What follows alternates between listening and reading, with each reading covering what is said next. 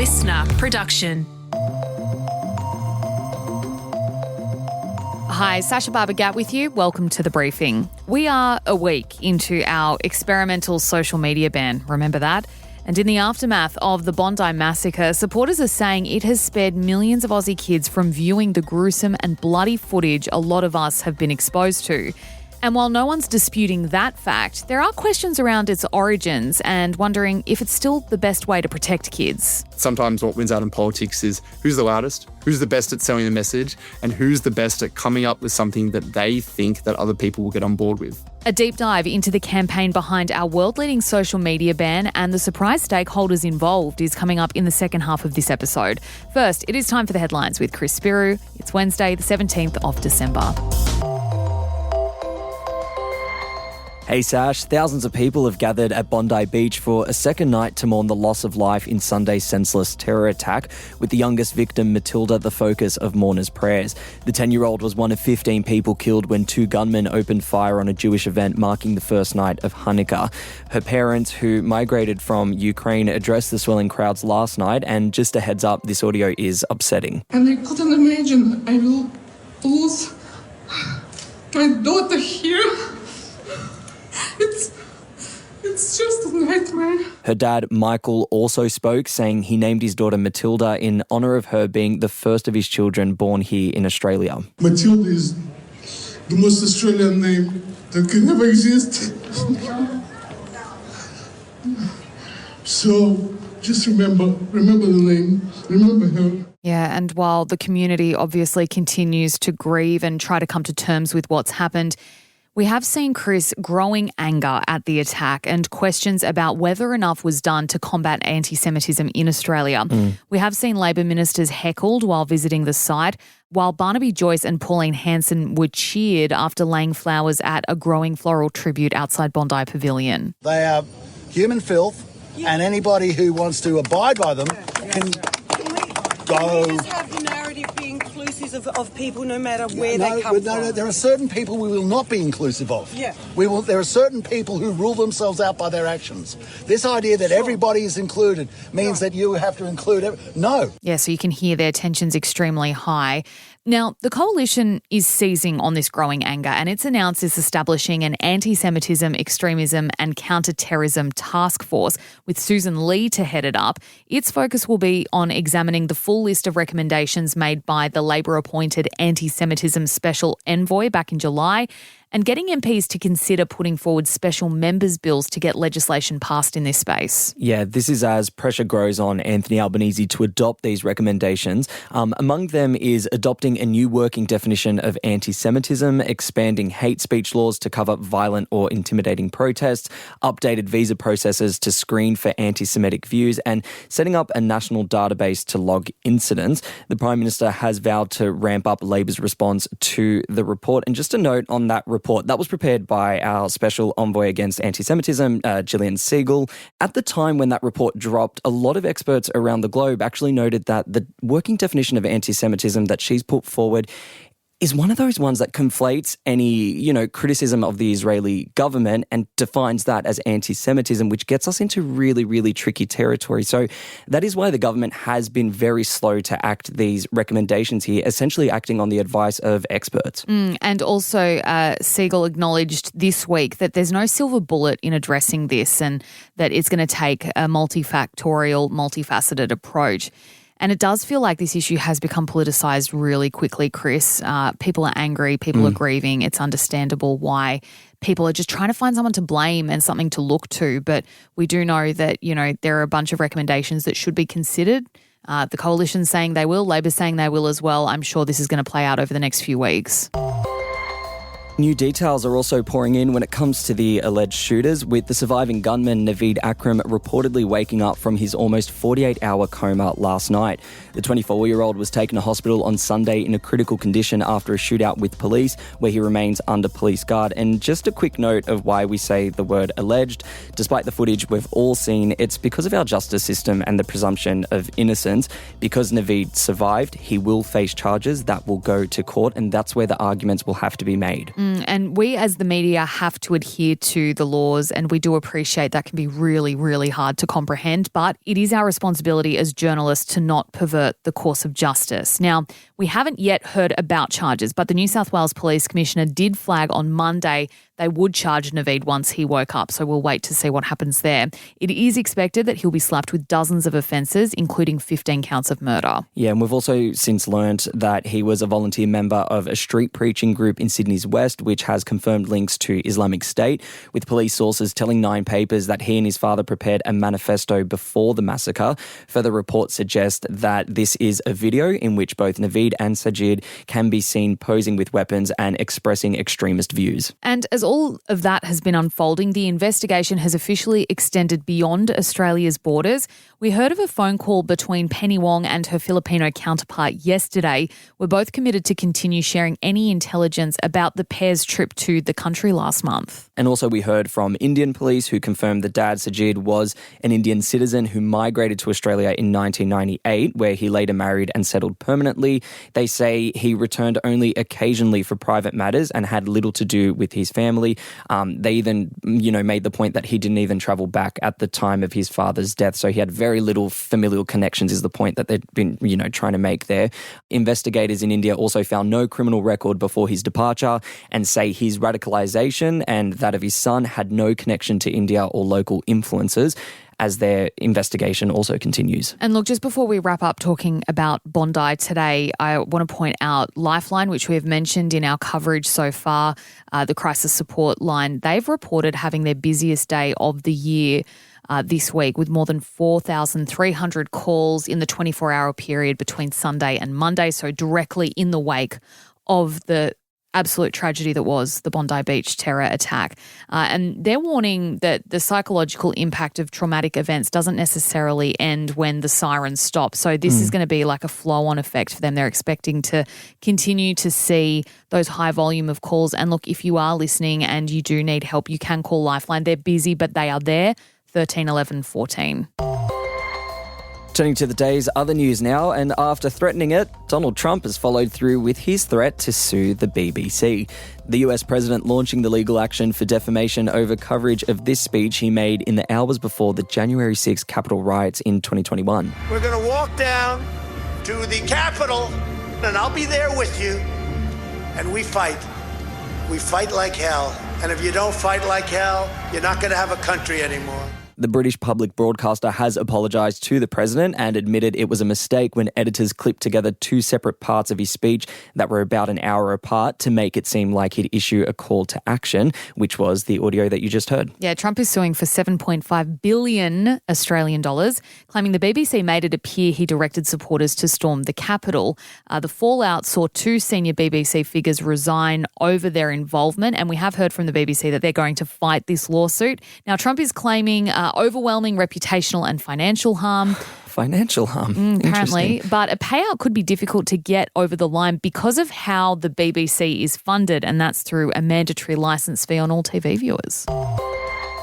Back home now, where an energy grid dominated by renewables is the cheapest way to replace our ageing fleet of coal-fired power plants. That is a mouthful of words, Sasha Balvagat. And that is according to our country's top science agency. New modelling by the CSIRO has found the cost of generating electricity in an Australian grid powered by 82% renewable energy would be a third cheaper than current costs, pointing to a mix of solar farms, batteries, onshore wind turbines and gas. And this comes as political debates continue over the cost of Australia's energy transition. The coalition affirmed that things like nuclear still have a place, while blaming the influx of renewable energy for a 40% rise in power bills in the last year. And just a note on that, the Australian Bureau of Statistics has said that jump is mainly due to federal and state government rebates running out.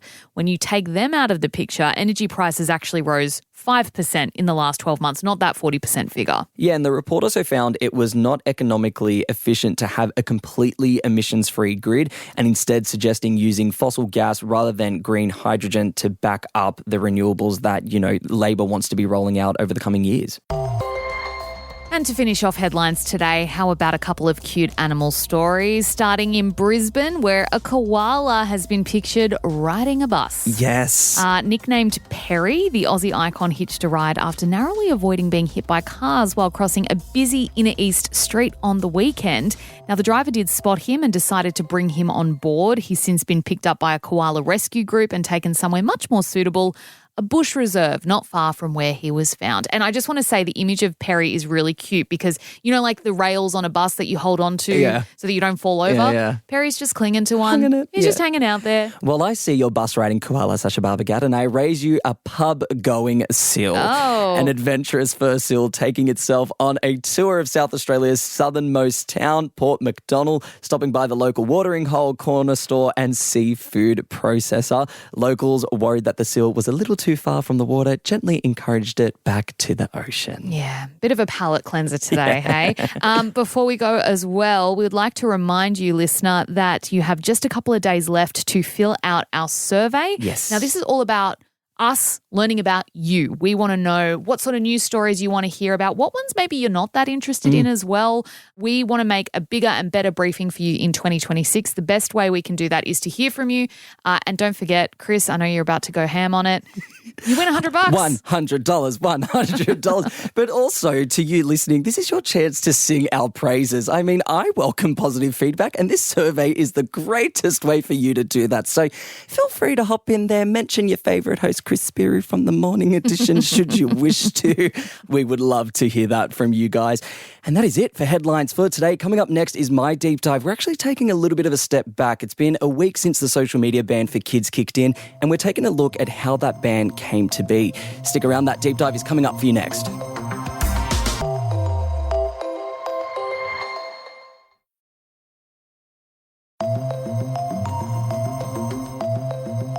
Our social media feeds have been inundated with gruesome, confronting and incredibly distressing footage coming out of Sunday's Bondi Beach attack.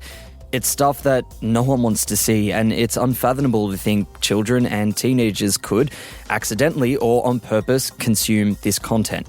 It's partly because of these fears that Australia's world-first social media ban was brought in a week ago today, as a way to protect young people from finding and viewing horrific and graphic images and videos online. Its intentions were rooted in this belief, the intention that we could keep kids safe by doing this. But there's actually a lot more to how this ban came to be. So let's go to this time last week when the social media ban for kids under the age of 16 kicked in and the Prime Minister announced it to the world. This is Australia showing enough is enough. But Australia is leading. And it's leading not because of actions of my government. It is leading because of some of the heroes who are behind me and who are joining us here today. Those standing behind him included the Communications Minister, a Safety Commissioner, a Melbourne father whose son took his life after being bullied online, as well as an editor from News Corp, Melanie Pilling, whose publication got a special mention. For the media who've backed this in as well, I've got to say that the tabloids on Sunday, that wraparound, was the most powerful use of print media I have seen for a very long period of time. Pilling led News Corp's near 2-year campaign, Let Them Be Kids, and also spoke at Wednesday's event. I am incredibly proud of the role that Let Them Be Kids played in helping make these laws a reality. But mostly, I'm proud of the incredibly brave and determined parents that I've had the pleasure of working with, giving them a voice when nobody else was listening. Also there for the announcement was Nova radio presenter Michael Whipper-Whipfley, who co-founded a group called 36 Months, and they advocated for the minimum age to be raised from 13 to 16. And he was actually a guest of the Prime Minister's when he went to New York to spruik the ban back in September. A note, Nova is owned by News Corp chair Lachlan Murdoch through his private investment firm Illyria. With all that said, it's clear there's a bunch of stakeholders involved in our world-first social media ban. So how exactly did it become law? Whose voices did the government take into consideration and why? And is it all just about child safety? Joining me now is Tech Journo and Crikey's associate editor, Cam Wilson, who's been following the band since its announcement last year. He's written more than 60 stories and 44,000 words on it. Cam, welcome back to The Briefing. Let's start at the beginning. How did this idea of a social media ban first come to life? Yeah, so we saw that this really came out of a push from initially the South Australian and New South Wales premiers in the start of early 2024. You know, they credited the book by Jonathan Haidt called An Anxious Generation, which has been at the front of this global movement that is kind of pushing for more youth safety and pushing back against big tech. This kind of came to the States first, and I think both states said that they were initially considering and wanted to ban social media for kids.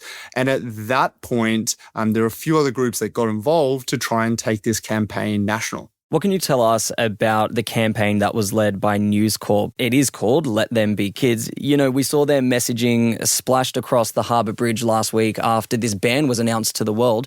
What can you tell us about that campaign? Yeah, so News Corp and primarily its tabloid newspapers and, of course, their online presence in May last year launched a campaign to raise the minimum age of social media platforms. And it really kind of linked this to a lot of very awful stories about youth mental health problems, suicide, bullying, running a lot of testimonials and anecdotes from parents who lost their kids and saying, you know, we clearly need to bring big tech, into line. And so they have been very vocal about pushing a campaign to try and get the government to ban kids under 16. What can you tell us about some of the criticisms behind News Corp's involvement here?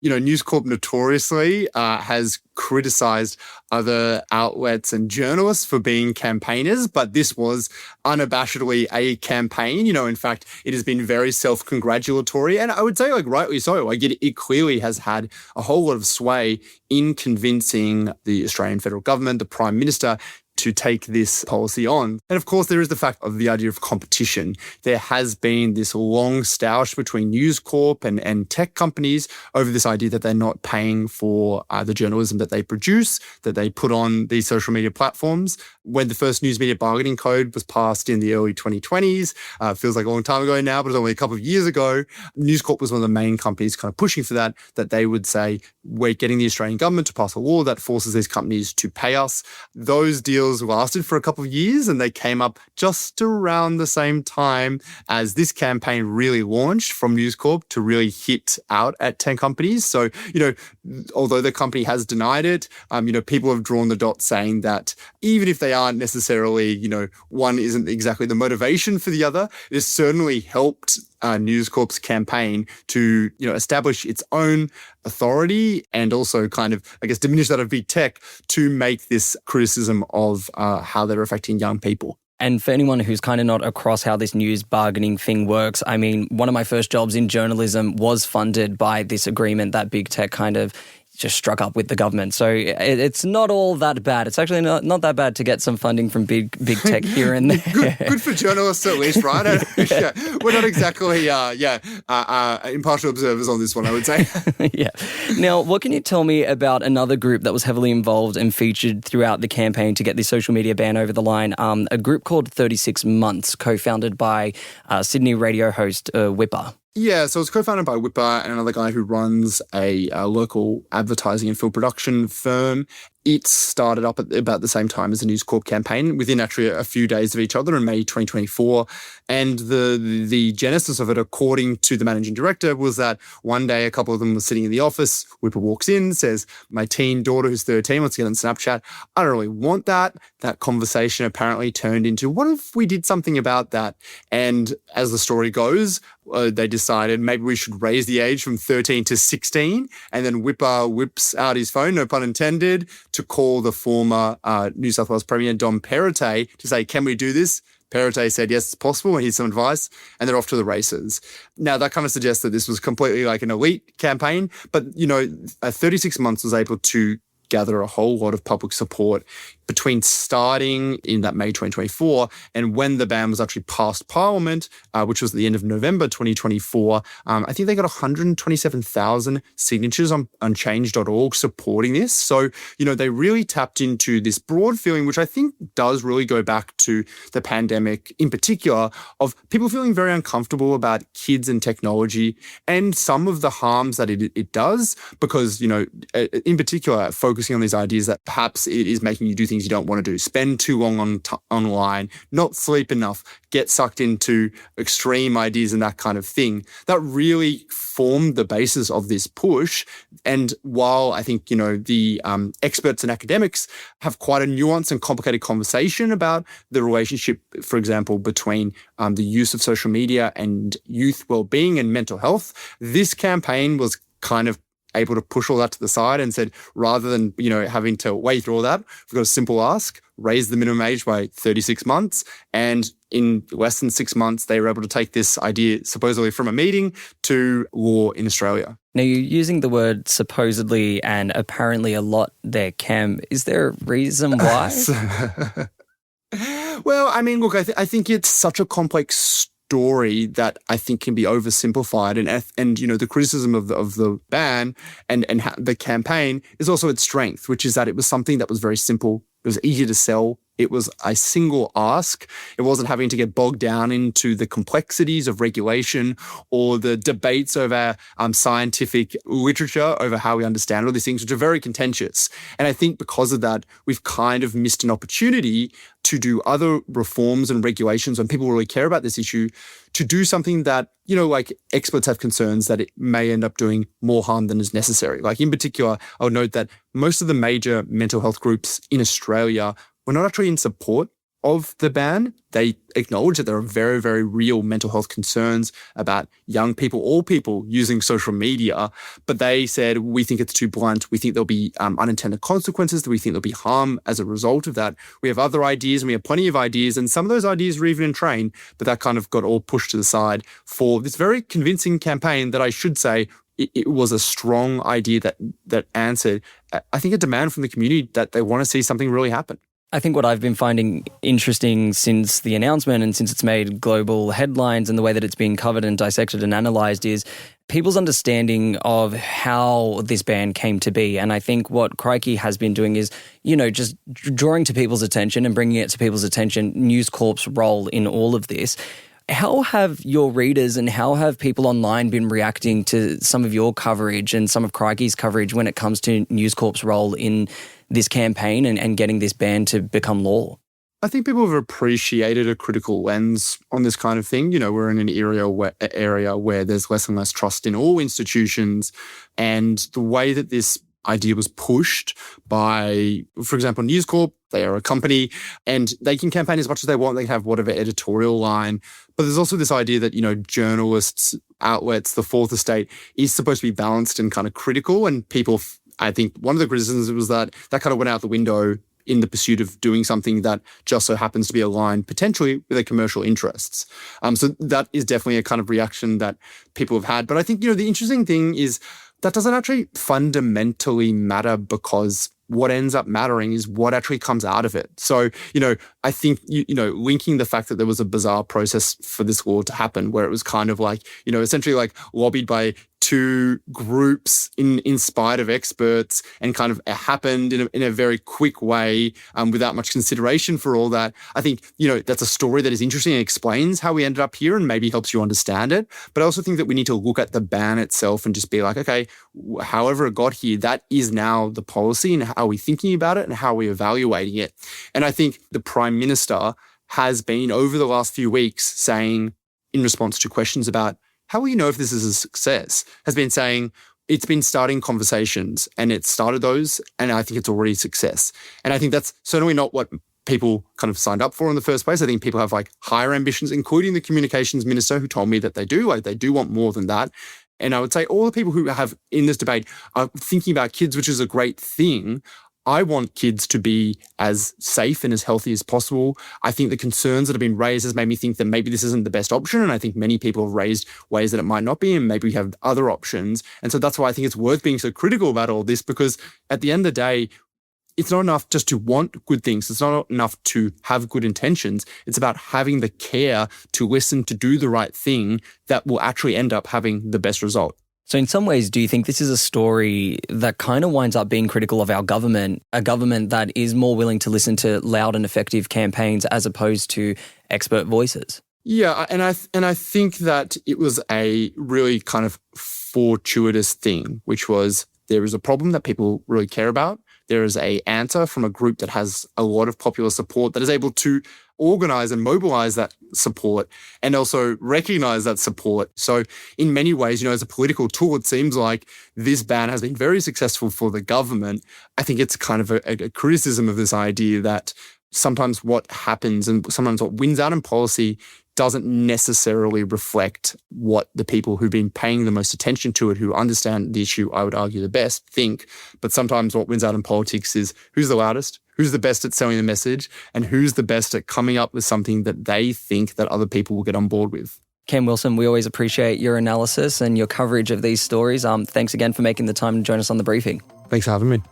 That was Crikey's Associate Editor and Tech Journo Cam Wilson speaking with me there. And that is it for this episode of The Briefing. If you enjoyed this episode or you learned something new in this deep dive, why not flick it over to a mate? And while you're there, leave us a cheeky rate and a review. I'm Spyrou. I'll catch you next time.